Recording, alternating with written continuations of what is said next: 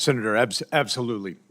First, to answer the original question and maybe bridge to that, one of the things that I think we provide through those relationships longstanding is the venue for others to partner and to bring capacity and capability. And so one of our soft headquarters there, a siege SOTF, offers the opportunity for 19 different nations to partner to come to support the effort across the area.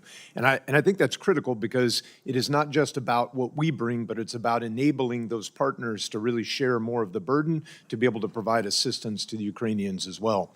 Ultimately, though, I think to your point about lessons learned, if I look back over the last 25 years of counterterrorism targeting, where our integrated interagency, law enforcement, intel community, and military were able to bring great precision to our understanding of both the adversary, but also the context around the adversary, those civilians that were not adversaries, that has been very important. Those lessons have translated very importantly into the high-end conflict of the Ukraine battlefield. And so we continue to apply those lessons, refine them with new information, and frankly, we learn from them as well as we do impart to our teammates there. When I've visited Ukraine, often I've gone to the drone manufacturing facilities, which have grown in sophistication and number.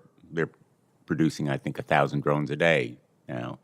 And what has so impressed me is they work on the evolution of their drones on the assembly line. They'll get real-time information from the battlefield, and they'll make adjustments literally as they are manufacturing. And I don't know anything in our industrial base that is as nimble and agile and quick.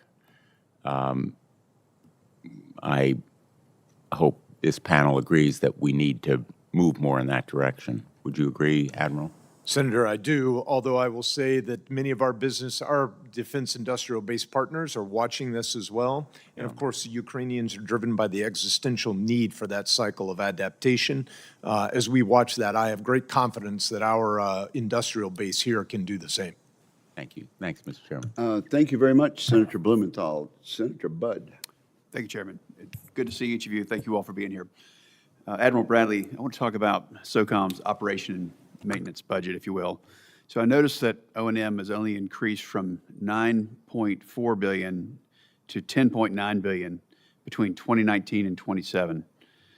So it's failing to keep pace with inflation and, more importantly, the increase in the operational tempo. So can you talk about what you'd be able to do with a higher top line and some of the trade-offs that you're currently making between O&M as it is and modernization and also MILCON? Senator, I will specifically to O&M in unique ways.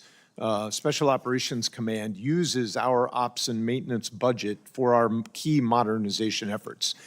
In most cases, to be able to, we modernize not just through the development of new means, articles, and devices, but also the ways in which those means are used.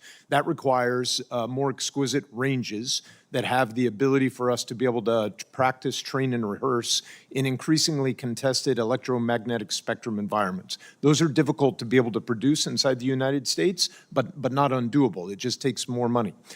We also need threat representative systems to be able to operate against, again, and operators to mimic our adversaries as they operate them. All of that takes new ranges and money. And for the employment of autonomy, as Senator Blumenthal was discussing, we have to be able to bring together our standard exquisite weapon systems now with teamed and collaborative autonomy, and there are very few places inside the United States where that is an easy thing to do, in many places where it needs to be done, and we are working to do that. Thank you for that. A question for you, Admiral Bradley, and also Secretary Anderson.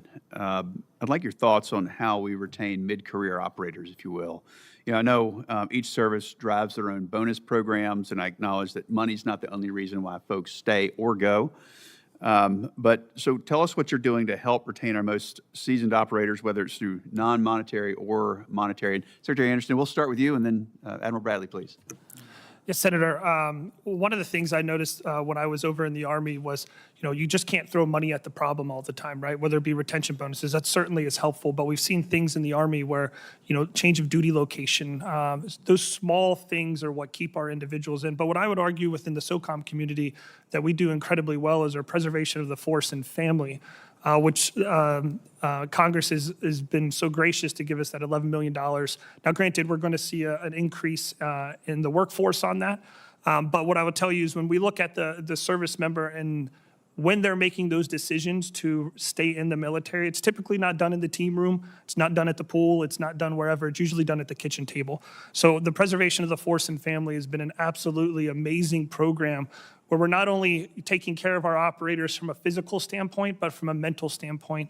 You'll hear Admiral Bradley talk about the mind gym that we have our service members where if you see a professional athlete, when they go out to the top tiers, yes, their physical body is absolutely in great shape, but their minds also have to be pristine. And so whether it be family outings, where we can take individuals and have them speak with folks to help their family out.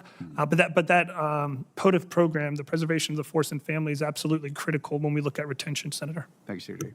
Senator, the only thing I would add is that, as you highlighted, pay incentives are a part of it, but those are controlled by the services. And another place where a robust and empowered SOLIC helps us to be able to stitch those together to ensure we have a common approach across all the services for all of our operators and enablers. Very helpful. Thank you both. Secretary Anderson, I'm a strong supporter of the U.S. Israel counter-UAS program.